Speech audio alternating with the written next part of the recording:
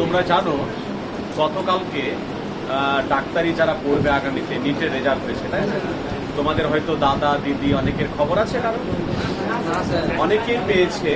তবে আমার বাড়ির পাশে একজন ছেলে, রিসাদ বলে একটি ছেলে, ও প্রত্যেকের নজর কেড়েছে রেজাল্টে, 650 পেয়েছে। ছেলেটি হচ্ছে বাঙ্গিটোলা, মোথাবাড়ি পার হয়ে বাঙ্গিটোলা বলে একটা স্কুল আছে, বাঙ্গিটোলা হাই স্কুল, সেখানকার ছাত্র, খুব ভালো করেছে।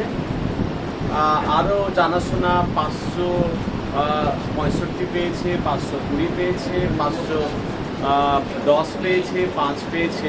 তবে যেটুকু শোনা যাচ্ছে যারা 560-এর উপরে, 562, 65, তারা কিন্তু একটা ভালো একটা র্যাঙ্ক করবে। যাই হোক, আমরা প্রথম থেকে জানি এবং আমরা বলে আসছি এই কথায় যে যারা কঠোর পরিশ্রম করে, রিসাদ বলেছে যে ছেলেটি এতটাই পরিশ্রম করত, আজকে তার যে সাফল্য, দেখো কঠোর পরিশ্রম না করলে কখনো অত সহজ নয়, সাফল্যগুলো সহজে চলে আসে না। তো যাই হোক, তার যে সাফল্য সে পেয়েছে, কারণ 3 থেকে 4 বছর একই রকম সে পড়াশোনা করেছে, এত পড়তো।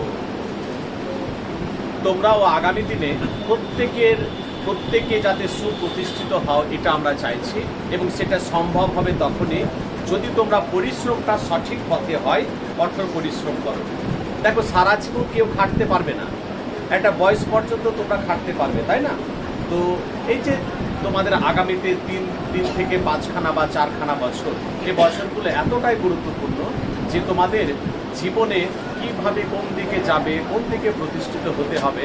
দেখো, বর্তমান পরিস্থিতি খুব খারাপ, তাই না? একে তো লকডাউন, শ্রমিকদের যারা লেবার, বাইরে কাজ নেই, যারা ব্যবসা করবে তাদের দোকানপাট চলে না, ইত্যাদি ইত্যাদি। মানুষ যে একটু শখ পূরণ করবে, দেখবে আগামীতে যে দুর্গাপূজা আছে, তাই না? তো মনের মধ্যে মানুষের একটা আরে অর্থ থাকলে তবে তো খরচ করতে পারবে। কিনতে গিয়ে, জামা কাপড় কিনতে গিয়ে এতটাই এর মধ্যে আছে যে দেখে শুনে মানুষকে খরচটা করতে হচ্ছে এই পরিস্থিতির মধ্যে। যাই হোক, প্রথম থেকে তোমরা জানো, তোমাদের সঙ্গে অনেক কথাই বলে রাখি।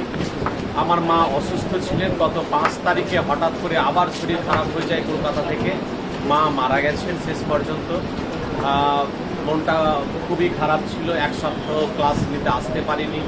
মনটা এতটাই ভেঙে পড়েছিল যে আমার কাছে মা সব থেকে পৃথিবীর সেরা সম্পদ যদি থাকে তাহলে মা। মায়ের জন্য হয়তো চেষ্টা করলাম সন্তান হিসেবে।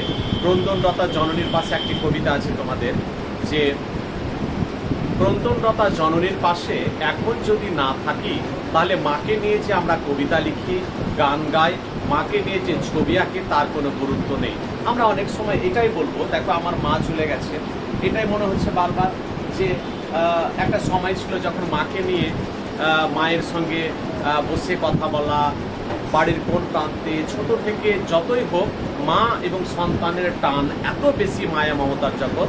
আমরা বেঁচে থাকলে অনেক সময় বুঝতে পারি না, চলে গেলে ফাঁকা বা শূন্যস্থানটা কত বড় হয় সেটা বুঝতে পারি।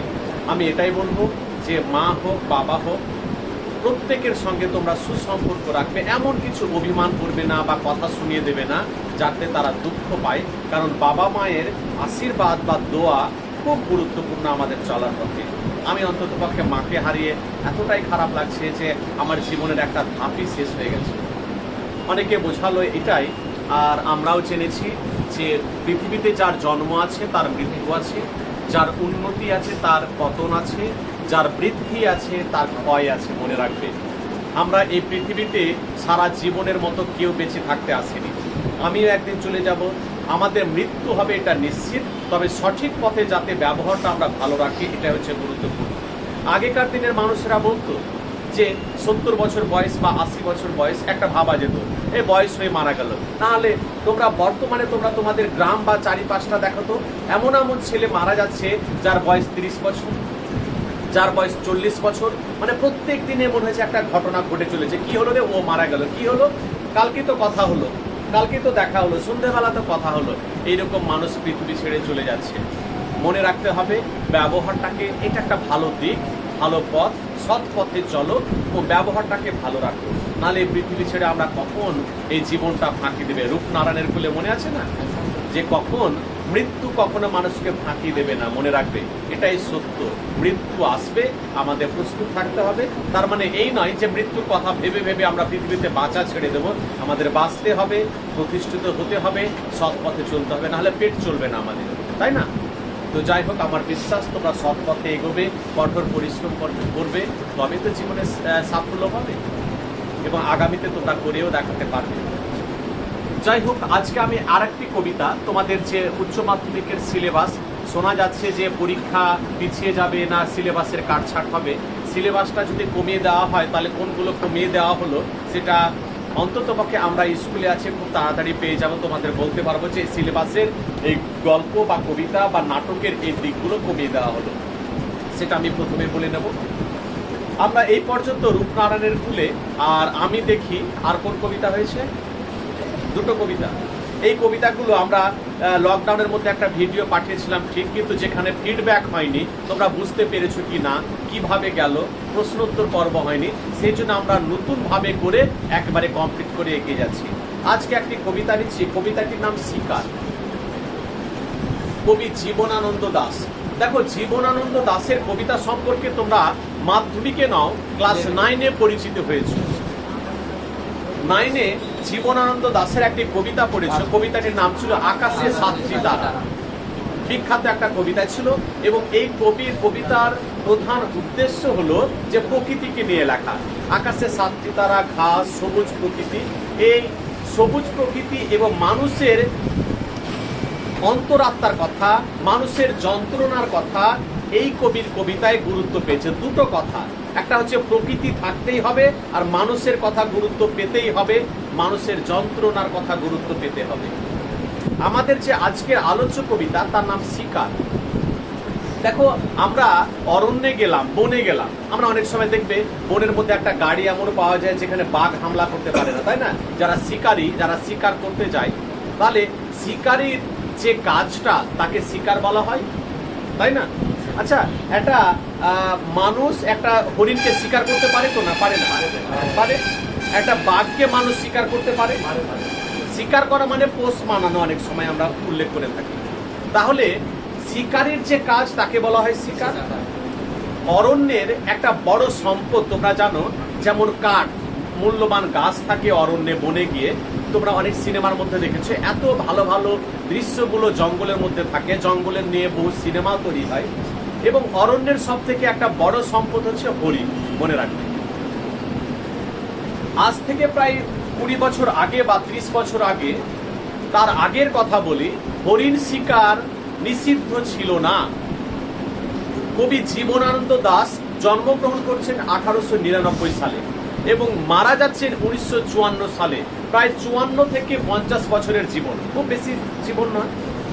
এবং এই কবি দুঃখের বিষয়ে মারা গেছেন একটা অ্যাক্সিডেন্টে, সেটা হচ্ছে ট্রাম দুর্ঘটনায়। তোমরা দেখেছো কলকাতার বুকে অনেক ট্রাম গাড়ি চলে, যেখানে সেখানে রাস্তার মাঝখান দিয়ে চলে যায়, আমরা অনেক সময় টের পাই না। এই ট্রাম দুর্ঘটনায় আমাদের যে শিকার কবিতার কবি, তিনি মারা গেছেন খুব কম বয়সে, 54 থেকে 55 বছর বয়সে। আমাদের যে আলোচ্য কবিতা শিকার, এই কবিতার মধ্যে কি আছে এটা আমরা আগে জেনে নেব, তাই তো? এই শিকার কবিতার মধ্যে গুরুত্ব পেয়েছে এটাই যে আমি বলতে চাইছিলাম, আজ থেকে প্রায় 20-25 বছর আগে হরিণ শিকার আইনত নিষিদ্ধ ছিল না। তখন মানুষ কি করত? নিজের শখ মেটাতে গিয়ে অরণ্যে যেত, বনে বেড়াতে যেত, আর যেখানে হরিণ দেখতো সেখানে তীর ধনুক নিয়ে হোক, বন্দুক দিয়ে হোক, হরিণকে মেরে ফেলতো বা হরিণকে শিকার করত। পরবর্তীকালে আমাদের ভারতবর্ষ সরকার দেখলেন যে এইভাবে বনের সঙ্গে বাস্তুতন্ত্রের একটা সম্পর্ক আছে। বনকে যদি, বা বনের যে প্রাণীজ সম্পদ, বনের সম্পদকে যদি রক্ষা করতে হয়, তাহলে হরিণ হচ্ছে বনের একটা সম্পদ, বাঘ হচ্ছে বনের একটা সম্পদ। দেখবে বাঘদের সংরক্ষণ করে রাখা হয়। হরিণ শিকার বর্তমানে তোমরা জানো আইনত নিষিদ্ধ হয়ে গেছে। এবং তোমরা জানো সালমান খানের একটি সিনেমা, সেই সিনেমাটির নাম হচ্ছে, হিন্দি সিনেমা হাম সাথ সাথ হে বলে একটি সিনেমা, পারিবারিক সিনেমা টিভিতে প্রায় দেয়। সেই সিনেমার যখন শুটিং রাজস্থানে হচ্ছিল, সেই রাজস্থানে গিয়ে হরিণ শিকার করতে এক সময় সালমান খান তাদের যে কি বলবো হোটেলটা ছিল, সেখান থেকে হঠাৎ করে বন্দুক নিয়ে গাড়ি করে বেরিয়ে যায়।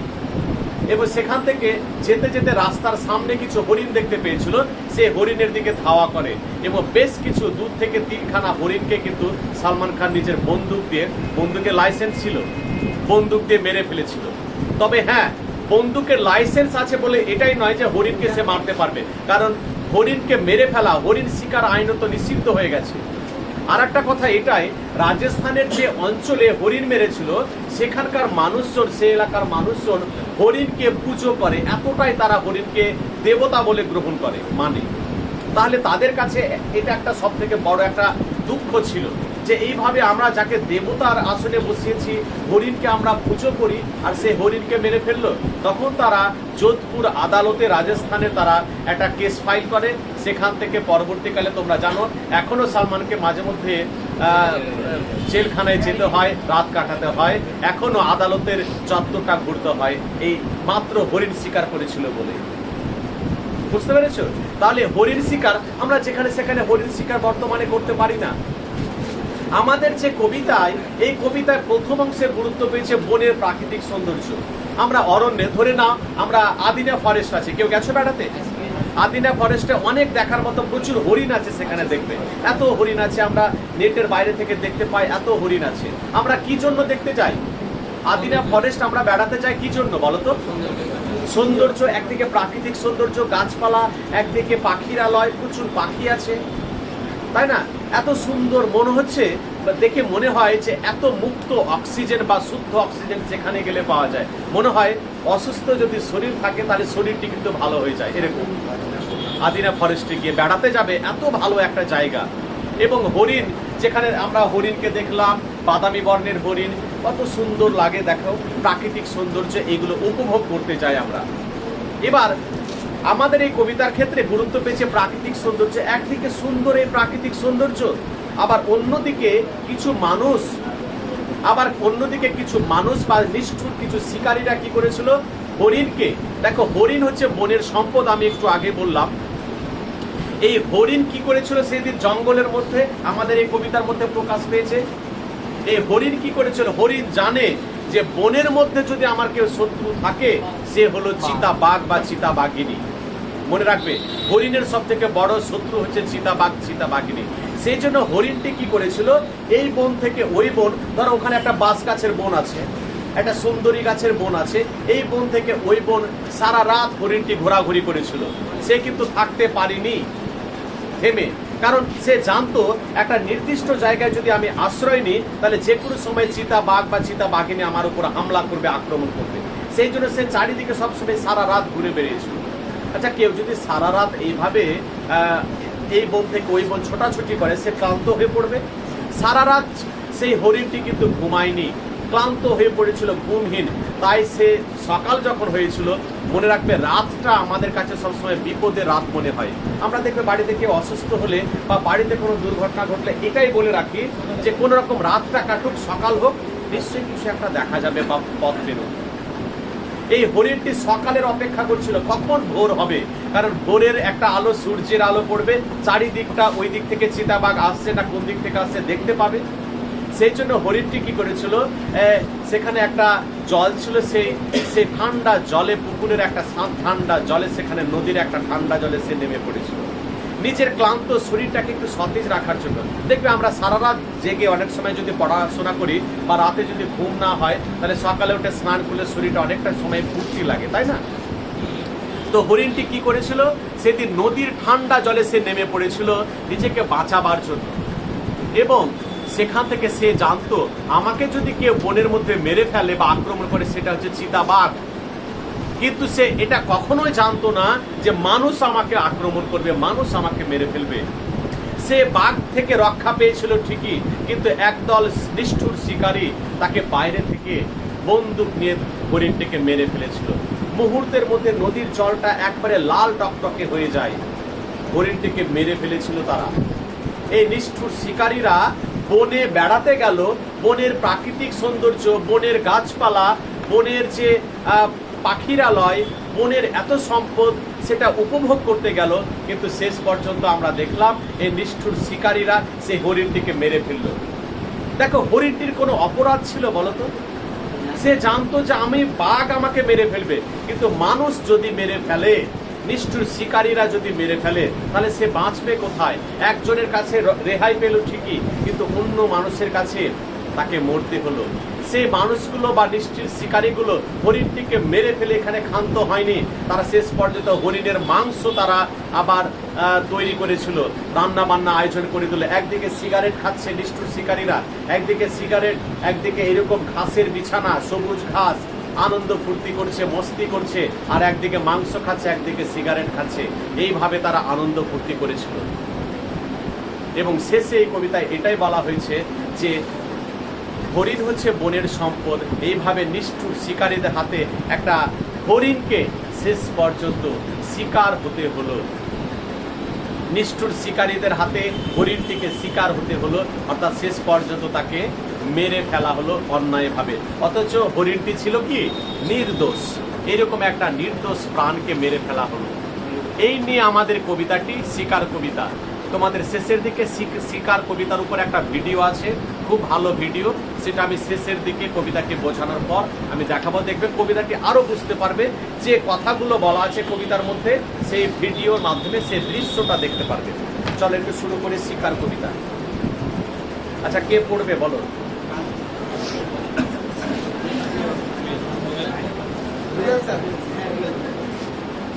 দেখো, মনোযোগ দিয়ে আমরা শুনবো। যেহেতু নোট পড়ার, আমি বারবার বলি, নোট পড়ার চাহিদাটা আমাদের কমে গেছে, সেই জন্য আমরা যদি শুনতে পারি তাহলে বুঝতে পারবো। আর কোনো শব্দের মানে বা কোনো লাইন বুঝতে না পারলে আমাকে বলবে, ঠিক আছে? চলো। হ্যাঁ।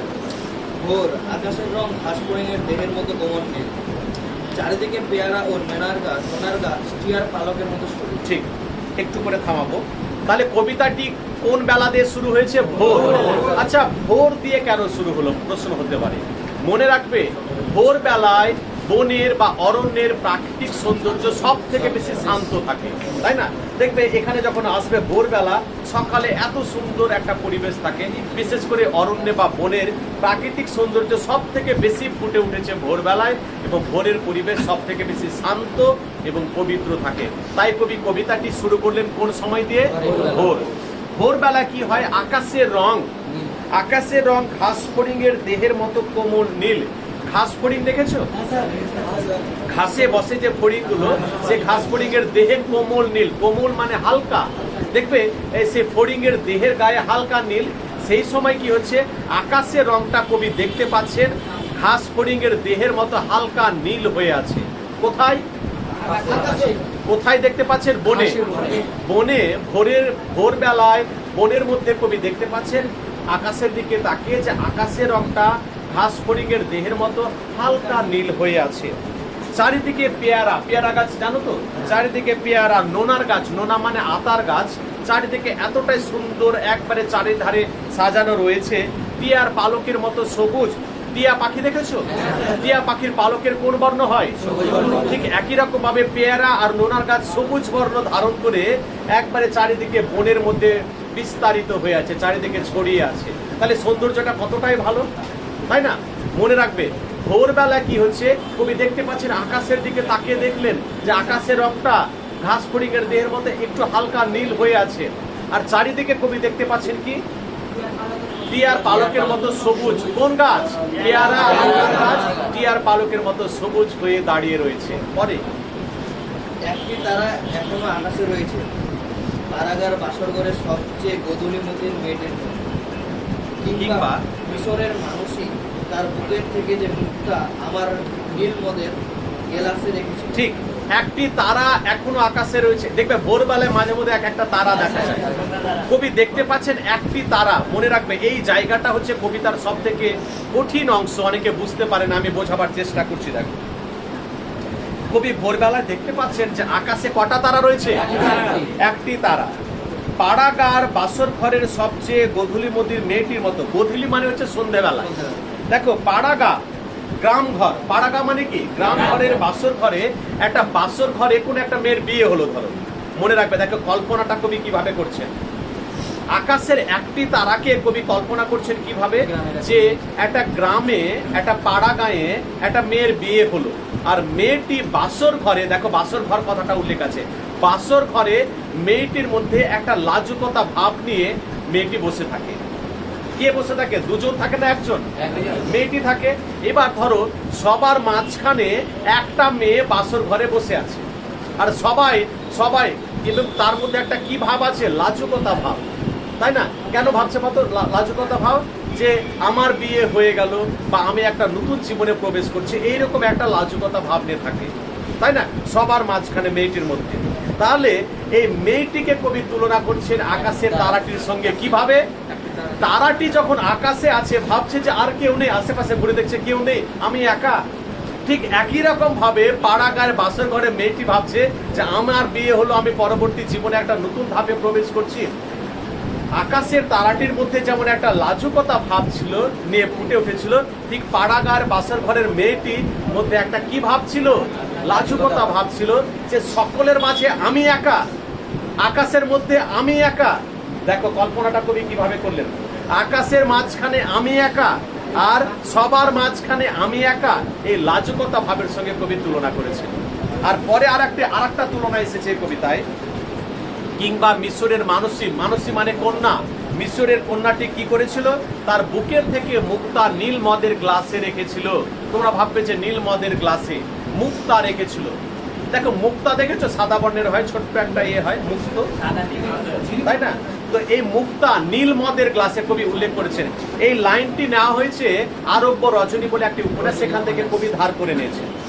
এই যে মিশরের মানুষই, এই লাইনটি কবি কোথা থেকে ব্যবহার করেছেন?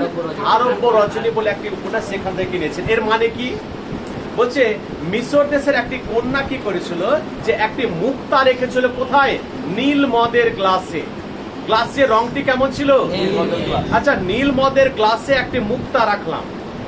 ঠিক একই রকম ভাবে ভেবে নাও, নীল আকাশে একটি তারা, নীল মদের গ্লাসে একটি মুক্তা, আর আকাশে কটা তারা?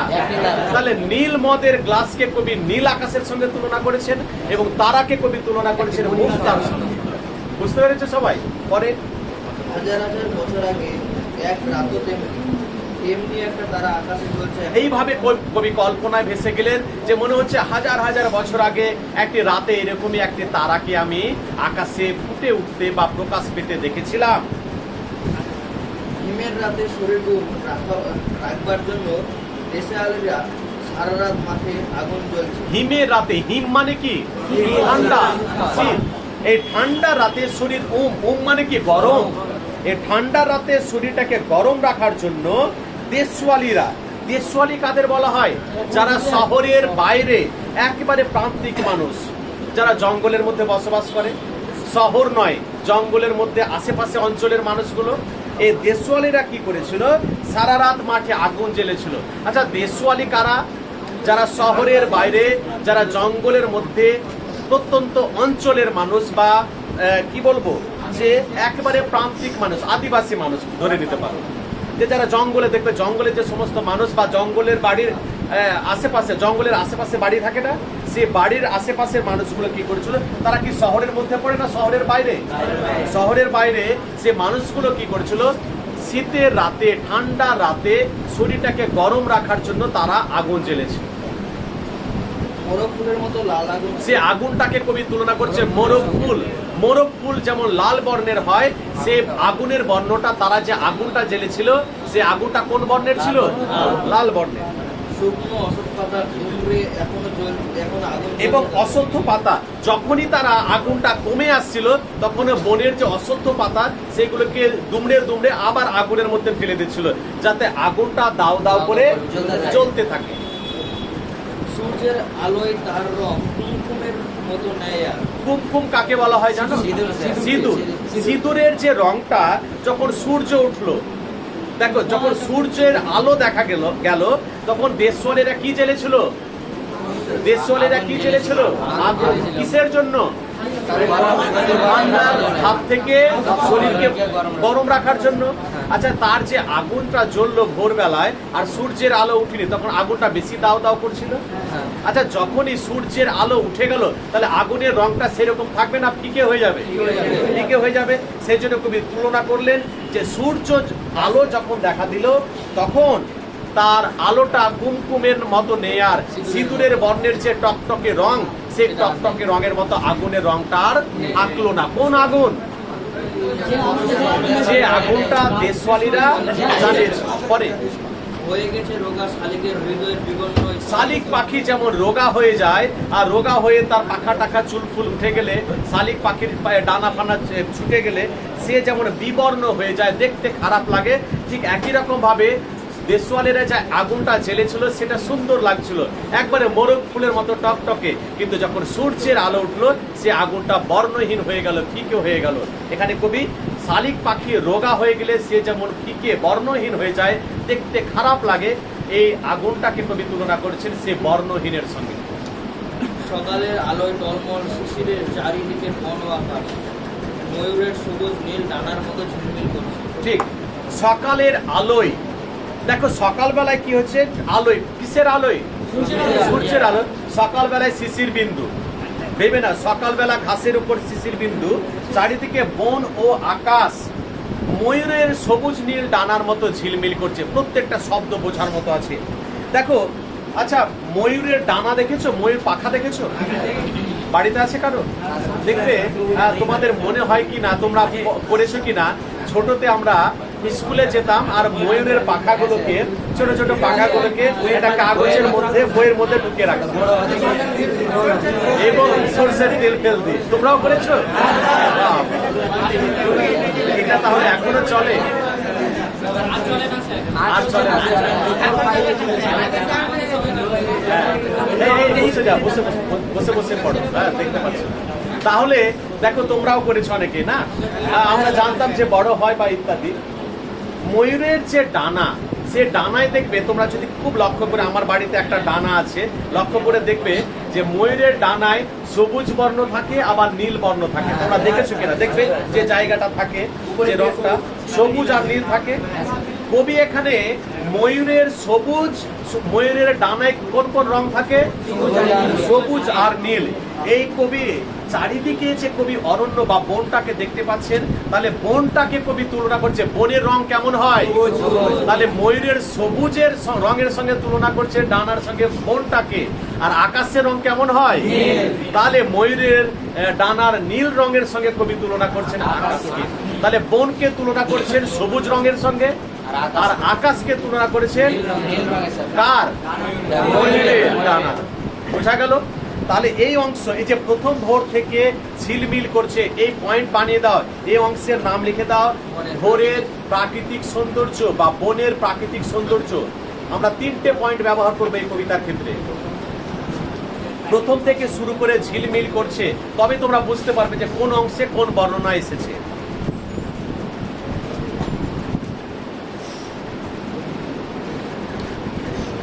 করেছো?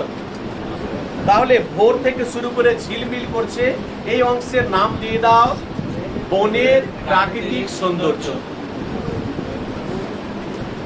হয়েছে? দ্বিতীয় অংশ আমরা আবার শুরু করছি। ভোর সারা রাত চিতাবাঘের হাত থেকে নিজেকে বাঁচিয়ে বাঁচিয়ে নক্ষত্রহীন মেহগণের মতো অন্ধকারে সুন্দরের বন থেকে অর্জুনের বনে। ঠিক, ঘুরে ঘুরে ভোর। দেখো আবার কবিতাটি শুরু হচ্ছে কি দিয়ে? এই ভোর সারা রাত চিতা বাঘিনীর হাত থেকে নিজেকে বাঁচিয়ে বাঁচিয়ে। আচ্ছা, কে বাঁচাচ্ছিল নিজেকে? কি জন্য? সে জানতো বনের মধ্যে আমার যদি কেউ শত্রু থাকে বা আমাকে যদি আক্রমণ করে, সেটা কে? সেই জন্য তার হাত থেকে নিজেকে বাঁচাবার জন্য নক্ষত্রহীন, এইদিকে নক্ষত্র ছিল না, মেহগনির মতো। মেহগনি হচ্ছে বনের এক ধরনের মূল্যবান গাছ, মেহগনি গাছ। অন্ধকারে সুন্দরীর বন থেকে অর্জুনের বনে ঘুরে ঘুরে। সুন্দরী হচ্ছে বনের এক ধরনের গাছের নাম, অর্জুন হচ্ছে বনের এক ধরনের গাছের নাম। তাহলে দেখো কথাটা কেমন। সারা রাত সেই চিতা বাঘিনীর হাত থেকে হরিণটি বাঁচাবার জন্য কি করেছিল? ধরো ওখানে ধরো বাঁশ গাছ আছে না প্রচুর, ওখানে সুন্দরী গাছ বেশি আছে, তাহলে ওটাকে কি বলবে? সুন্দরী বন। এই বনে আবার অর্জুনের গাছ বেশি আছে, তাহলে কি? তাহলে সারা রাত চিতা বাঘিনীর হাত থেকে বাঁচে বাঁচে কখনো ওই বন কখনো এই বন। কে ঘোরাঘুরি করছিল?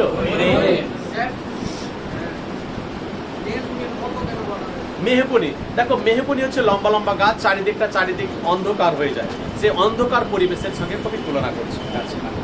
সুন্দর বাদামি হরিণ এই ভোরের জন্য অপেক্ষা করছে। হ্যাঁ, এবং বাদামি হরিণটি, হরিণের বর্ণ কেমন হয়? এই বাদামি হরিণটি এই ভোরের জন্য অপেক্ষা করছিল, কখন ভোর হবে, কখন ভোর হবে। রাতটা, এই যে সারা রাত, তাহলে কি তার কষ্ট বা বিপদটা কোন সময় হচ্ছিল? তাহলে কখন ভোর হবে, তারপরে আমি নেমে পড়বো, ভোর হলেই সূর্যের আলো উঠবে, চারিদিকটা পরিষ্কার হয়ে যাবে, তখন আমি পেছন থেকে বা সামনে থেকে কে আক্রমণ করছে সেটা আমার কাছে পরিষ্কার হয়ে যাবে। এসএসএস ভোরের আলোয় নেমে হ্যাঁ, কচি বাতাবি লেবুর মতো সবুজ সুগন্ধি ঘাস ছিঁড়ে ছিঁড়ে খাচ্ছে। তার এতটাই খিদে পেয়েছিল, পেটের খিদের জ্বালা দূর করার জন্য সে সবুজ সুগন্ধি ঘাস, এই ঘাসগুলো সে ছিঁড়ে ছিঁড়ে খেতে শুরু করেছিল। মনের তীক্ষ্ণ শীতল ঢেউয়ের সে নাও। তীক্ষ্ণ মানে এখানে মনে রাখবে তীব্র ঠান্ডা, একবারে নদীর ঠান্ডা ঢেউয়ে, শীতল ঢেউ সে নেমেছিল। কিসের জন্য নামলো?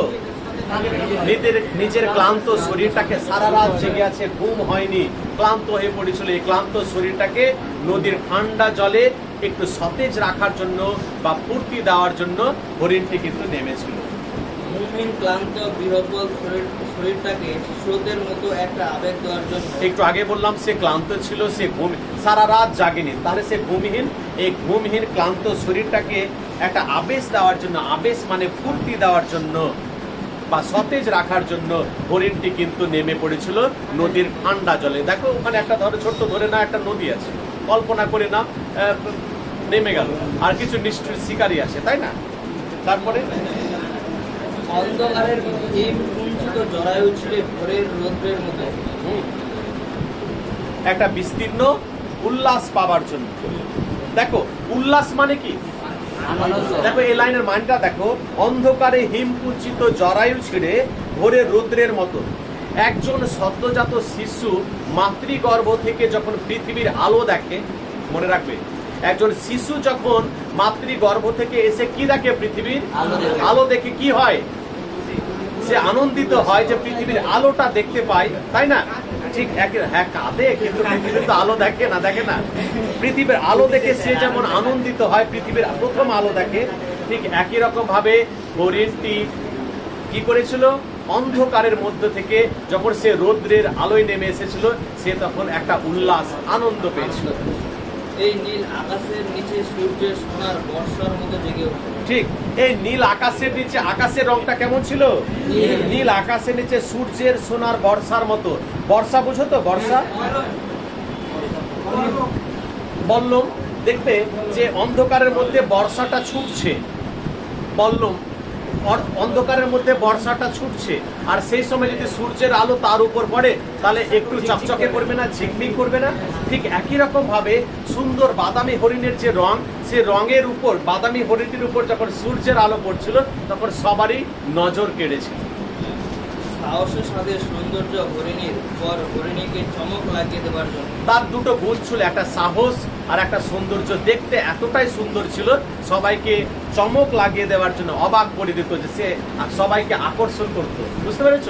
যখন সূর্যের আলো সে হরিণটির উপর পড়তো তখন চারিদিকে একবারে ঝিকমিক করছে হরিণটি, সবারই নজর, এই যে দেখো হরিণটি কত সুন্দর। এইভাবে ওই হরিণটি কি করেছিল? সবারই, প্রত্যেকের দৃষ্টি আকর্ষণ করেছিল। তাহলে এই ভোর থেকে শুরু করে চমক লাগিয়ে দেওয়ার জন্য এই অংশের নাম দাও হরিণের অবস্থার পরিচয়।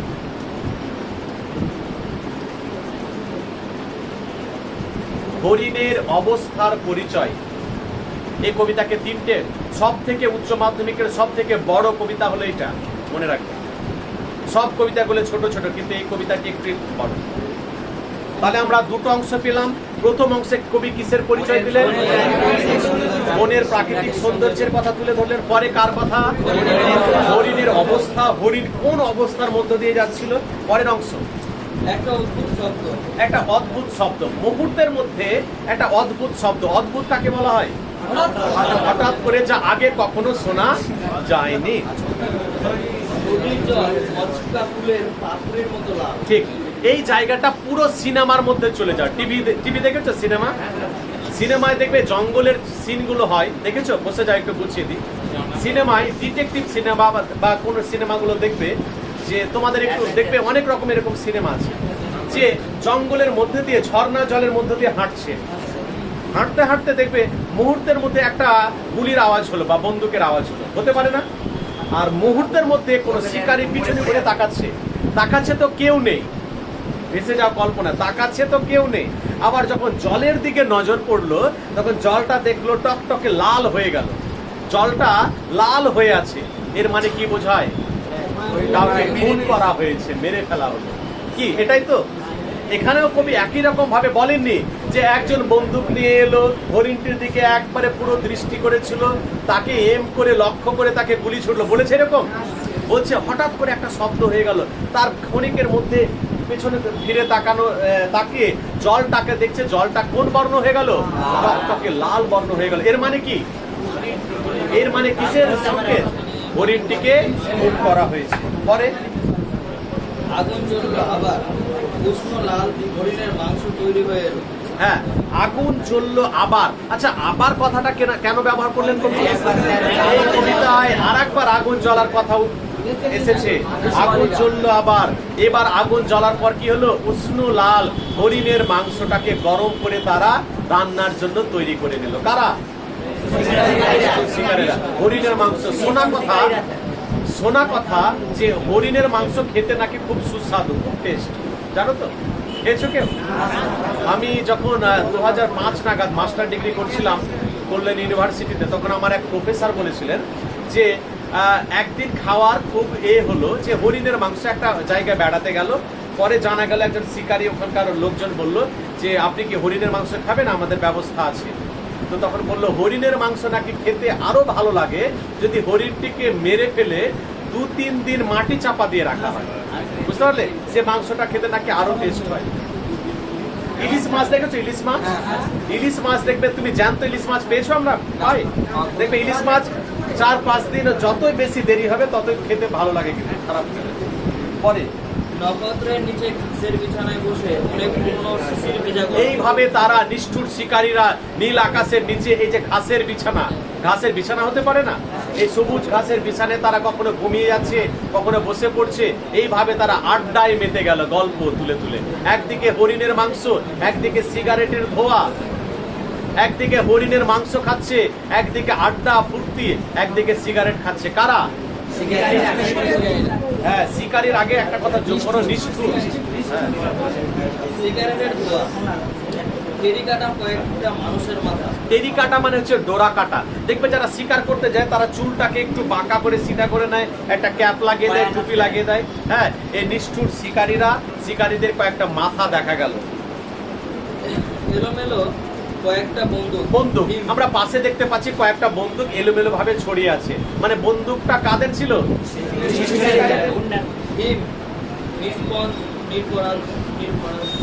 নিরপরাধ ঘুম। বসে যাও।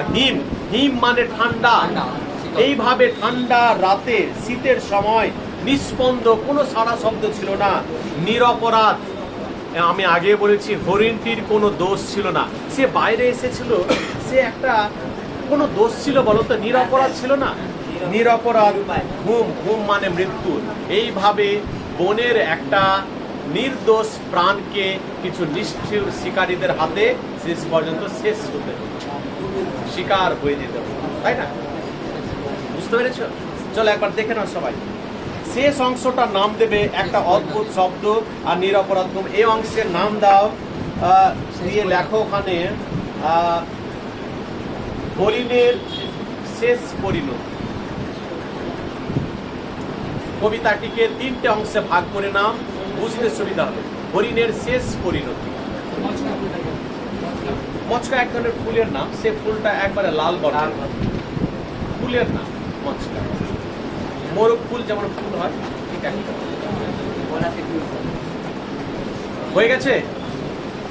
আচ্ছা, এখান থেকে প্রায় 8 থেকে 10 খানা এসএকিউ টাইপের প্রশ্ন হবে।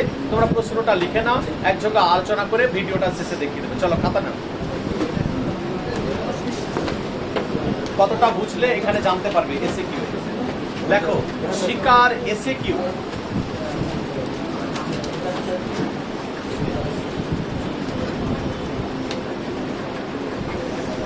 শিকার থেকে এসএকিউ বা এমসিকিউ দেবে, মনে রাখবে। অনেক বড় কবিতা, অনেক প্রশ্ন হয় এখান থেকে। শিকার এসএকিউ, জীবনানন্দ দাস।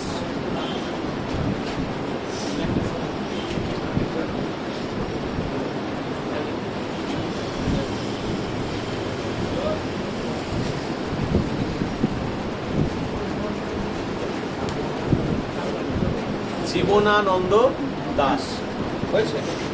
দেখো প্রথমে এসএকিউ, একটা অদ্ভুত শব্দ। আমি যতগুলো প্রশ্ন করবো এইভাবে দেখে নিলেই হবে। একটা অদ্ভুত শব্দ, একটা অদ্ভুত শব্দ। অদ্ভুত বানানটা ঠিক করবে, অশ্ব আছে কিন্তু।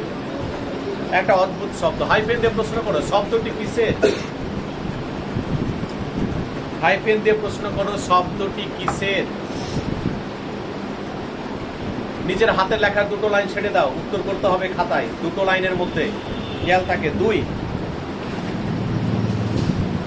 দিয়ে লেখো, শিকার কবিতায় উল্লেখিত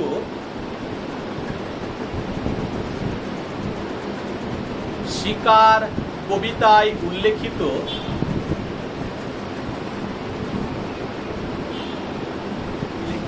দুটি গাছের ও ফুলের নাম লেখো। পারবে তো? দুটি গাছের ও ফুলের নাম লেখো।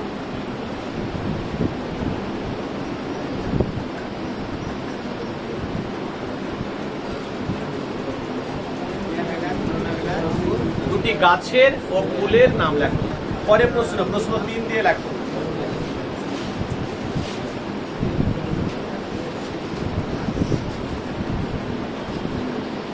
নদীর শীতল ঢেউয়ে সে নামলো। নদীর শীতল ঢেউয়ে সে নামলো। নদীর শীতল ঢেউয়ে সে নামলো। হয়েছে?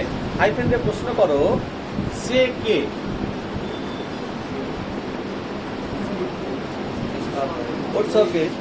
কেন নেমেছিল?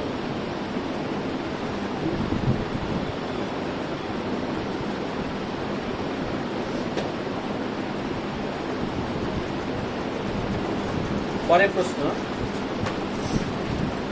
আগুন জ্বললো আবার।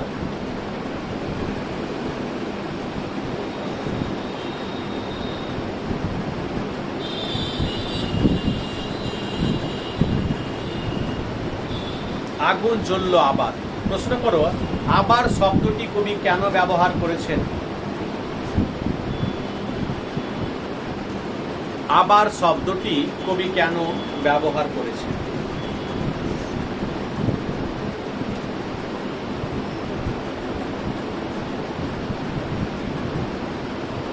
আবার শব্দটি কবি কেন ব্যবহার করেছেন?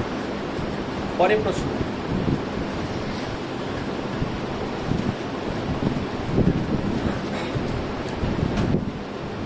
দেশওয়ালিরা মাঠে আগুন জ্বেলেছে। দেশওয়ালিরা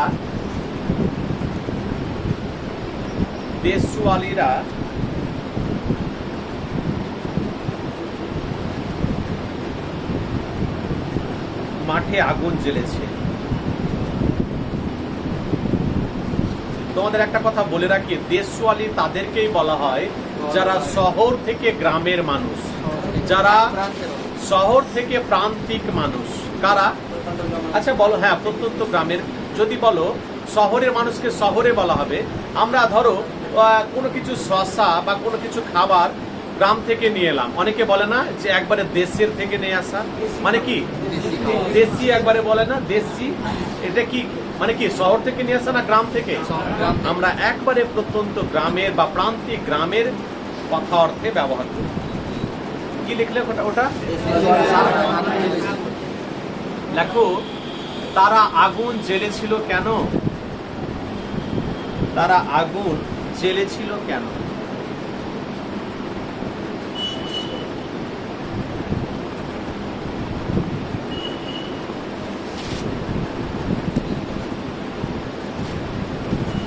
শিকার কবিতায়, পরে প্রশ্ন, শিকার কবিতায়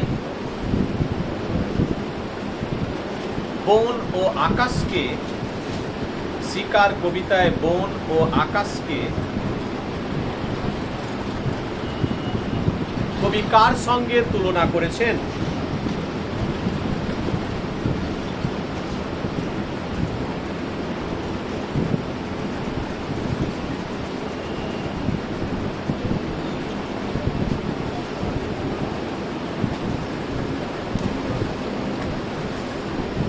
পরে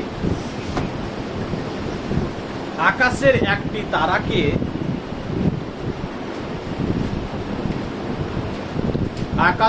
একটি তারাকে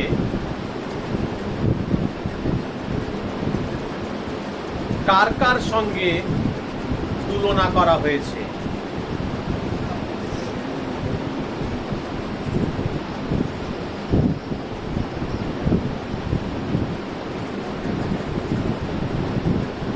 পরে সুন্দর বাদামি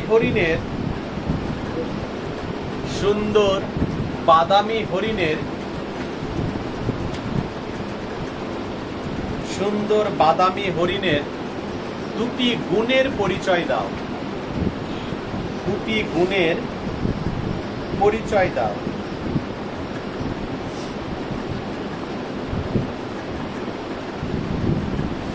কটা হলো? 9 দিয়ে শিকার কবিতার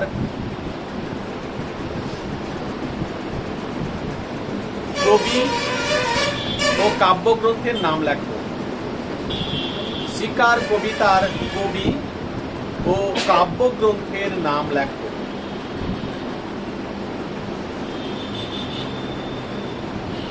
শিকার কবিতার কবি ও কাব্যগ্রন্থের নাম লেখো। কটা হলো? 9। শেষ প্রশ্ন একটি আর। নিরপরাধ ঘুম।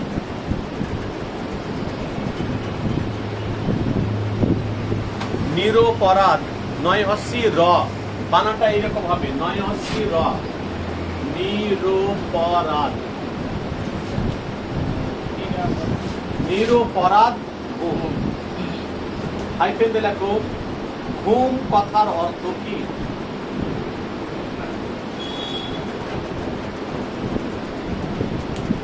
ঘুম কথার অর্থ কি? ওখানে নিরপরাধ বলা হয়েছে কেন? নিরপরাধ মানে কি? নির্দোষ, যার কোনো অপরাধ নেই। হরিণটির কোনো অপরাধ ছিল না।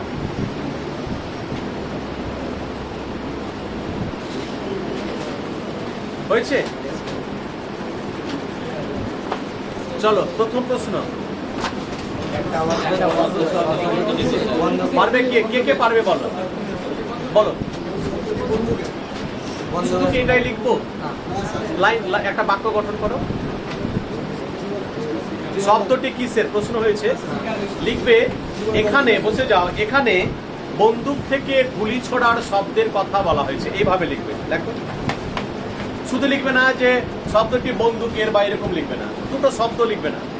এখানে বন্দুক থেকে গুলি ছোড়ার শব্দের কথা বলা হয়েছে।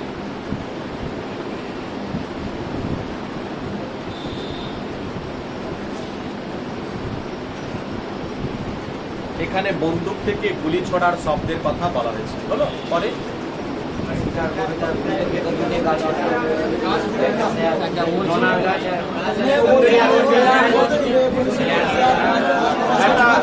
সহজ ভাবে দাও। পেয়ারা গাছ ও নোনার গাছ। অর্জুনের গাছ, সুন্দরের গাছ অনেক আছে, দুটো লেখো না। পেয়ারা ও নোনার গাছ। পেয়ারা ও নোনার গাছ। আর আরো আছে, তোমার আছে না যে মেহগনি গাছ। আর কি বলেছে? এটা সহজ ভাবে রেডি করে যাও। একটা মোরগ ফুল আর একটা মচকা। মোরগ ফুল ও মচকা ফুল। মোরগ ফুল ও মচকা ফুল।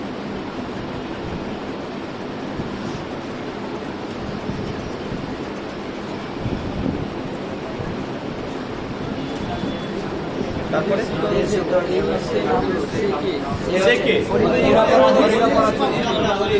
সে হলো সুন্দর বাদামি হরিণ, সে হলো সুন্দর বাদামি হরিণ।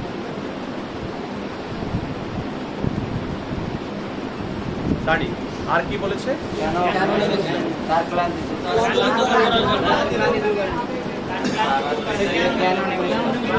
ভূমিহীন ও ক্লান্ত শরীরকে সতেজ রাখার জন্য, ঘুমহীন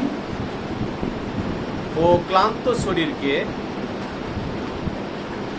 ওটা কেটে দাও না, ওটা মানাচ্ছে না। ঘুমহীন ক্লান্ত শরীরকে সতেজ রাখার জন্য, সতেজ রাখার জন্য। সতেজ মানে এখানে ফুর্তি। আর আছে বলো?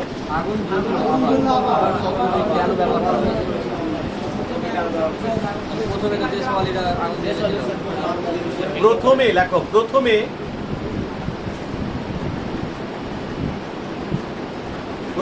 লিখেছো ঠান্ডার হাত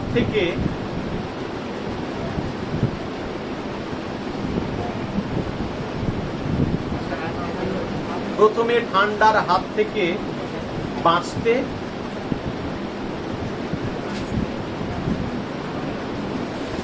এবং পরে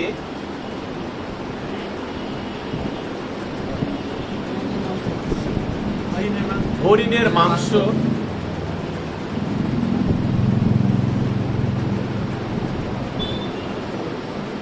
তৈরি করতে আগুন জ্বালা হয়েছিল।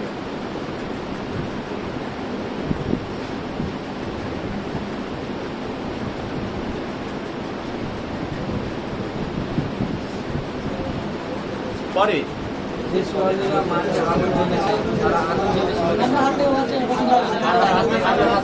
ঠান্ডার হাত থেকে শরীরকে গরম রাখার জন্য আগুন জ্বেলেছিল। ঠান্ডার হাত থেকে শরীরকে গরম রাখার জন্য তারা আগুন জ্বেলেছিল।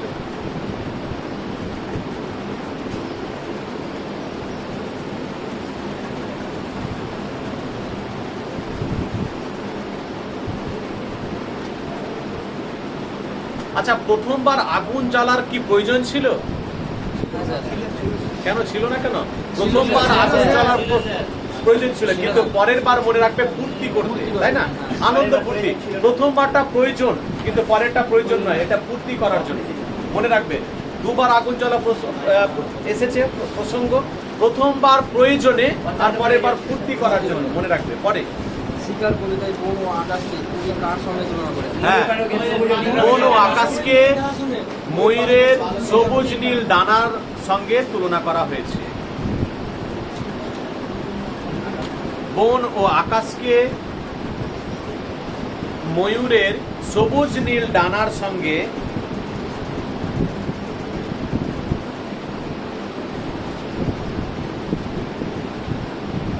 তুলনা করা হয়েছে। পরে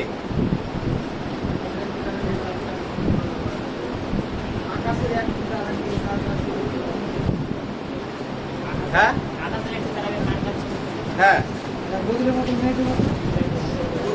একটা লেখো, পাড়া গাঁয়ের বাসর ঘরে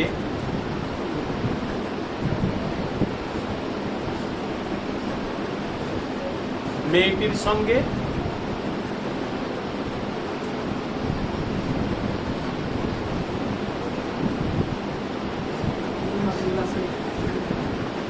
এবং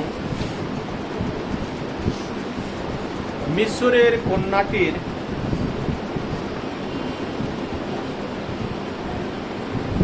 নীল মদের গ্লাসে রাখা মুক্তার সঙ্গে। মিশরের কন্যাটির মিশর নাম পেলে না? মিশরের মানসী মানে কন্যা। মিশরের কন্যাটির নীল মদের গ্লাসে রাখা মুক্তার সঙ্গে। নীল মদের গ্লাসে রাখা মুক্তার সঙ্গে। আর আছে? সুন্দর বাদামি হরিণের দুধের পয়সা দাও। হ্যাঁ, সাহসী সুন্দরী সুন্দরী দেখো সাহস ও সৌন্দর্য এই দুটি গুণ ছিল বাদামি হরিণের। সাহস ও সৌন্দর্য এই দুটি গুণ ছিল সুন্দর বাদামি হরিণের।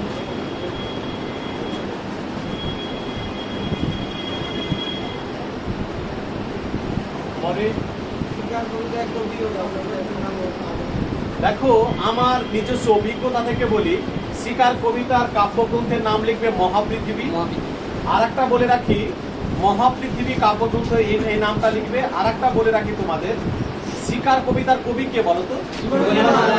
জীবনানন্দ দাশ। এই বানানটা যতজন আছো না একবারে খুব চেক করে লিখবে, কারণ আমি বলতে পারি যে 50% ছেলেরা এই বানানটা ভুল লেখে। কি লেখে জানো? জীবানন্দ দাস।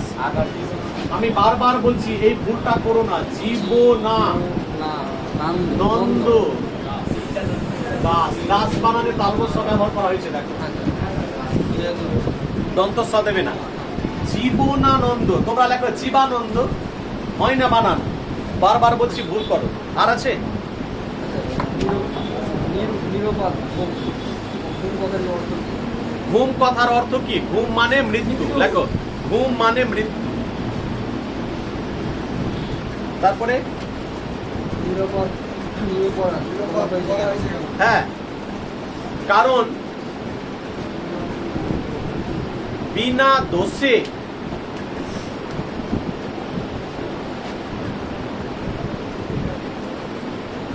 দোষে নিষ্ঠুর শিকারীদের হাতে বিনা দোষে নিষ্ঠুর শিকারীদের হাতে